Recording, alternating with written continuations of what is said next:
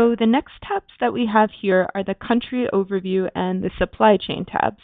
And these two sheets are similar to each other because they both require the entry of text. So for example, here on the country overview sheet, you'll be providing background information, specifying the scope of the risk assessment, and then also providing a shorter summary and a full description, painting a broader picture of risk as it exists in the country or the region for the risk assessment that you're completing.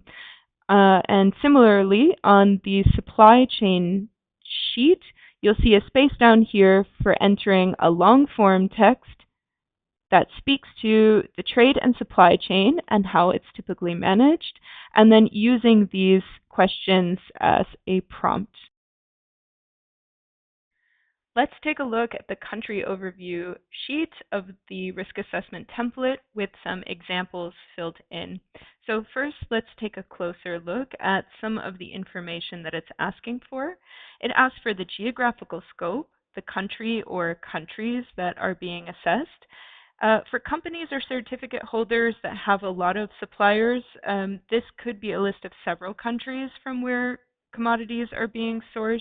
If you're a country level expert filling out a risk assessment for a country, then this is just the country name. Note here I've just put Vietnam. It could be that you are assessing on a geographical scope that is subnational. If that's the case, specify what that geographical scope is here in this cell, and if not, just insert NA. Because we're doing a risk assessment for Vietnam, for example, I'm just entering NA here.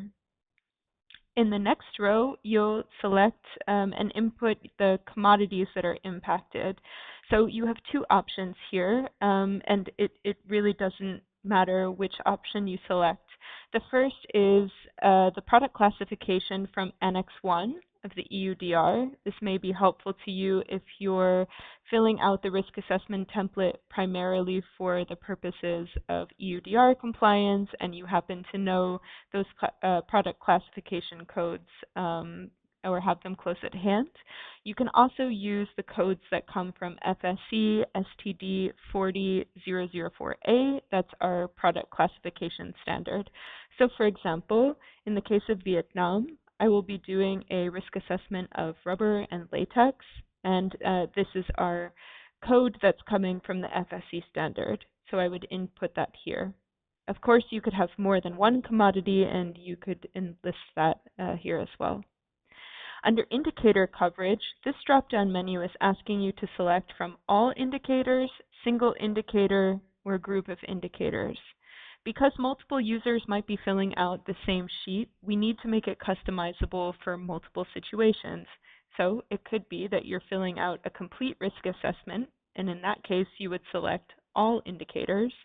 If you're filling out a partial risk assessment that covers just a single indicator or a group of indicators, perhaps by theme or a group of themes, you would select the option that is appropriate to you here, and then under specific indicators, you would write that in. So I am only doing those which relate to taxes and trade, for example, and then I would list the indicator number.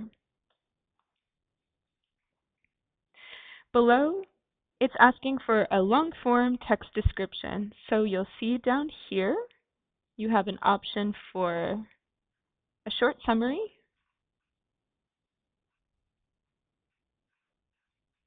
and an option for a full description. Both of these must be filled out.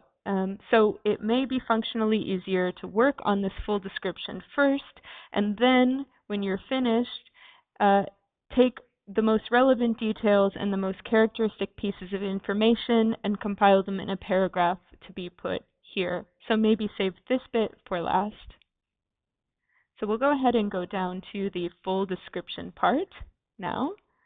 You have two options. Full description. Here in this cell, if you've already prepared a full description in another word processing document or similar, you're welcome to just enter that in here. Text, text, text, just as above. Hopefully it's longer than this. But the procedure is asking for lots of different kinds of information, and in order to build a narrative that's both comprehensive but also tailored to the country for which you're assessing risk, it's also useful to select from the options under the key aspect column. So there is a drop-down menu in this column that allows you to select from multiple options: land use and agricultural characteristics, sustainability and environmental considerations, etc., legal context, context of certification. You can select the key topics that are most important to you, so let's say relevant industry practices, and this is where I'll type my description of relevant industry practices in Vietnam that are relevant for the purposes of assessing risk. You can see an example of information I've already entered here above. So, for example, I have a short paragraph on ownership, management, and tenure characteristics, and a small paragraph on land use and agricultural characteristics. So you have two options. You can do your own full description and include the full text here, or you can leave this blank and build out your description paragraph by paragraph by selecting the relevant key aspect in the left column and providing the description in the right. Now let's talk about the Supply Chain and Transparency tab.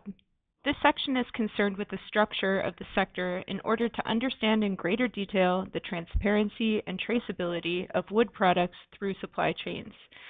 What this sheet asks for is a long-form description, approximately 200 to 300 words or more if applicable, which describes the general picture of transparency and traceability of supply chain in the country listed in the Country Overview tab. Also in the yellow box at the top, you'll see a more detailed prompt listing several considerations for formulating your answer. So here is the area where you would fill that information in. At the bottom of the text box, there's also a table here that asks you to provide key documents for mapping the supply chain and verifying the various entities that compose the supply chain. So here, it's just asking for a short reference name for any documents that would be useful in mapping the supply chain of the commodity being assessed, or any documents that relate to the description mentioned above. And then you would select from here, note whether the document relevant to verified trade links or entities in the supply chain, whether it's relevant, whether it's required. Any additional comments can go in this cell.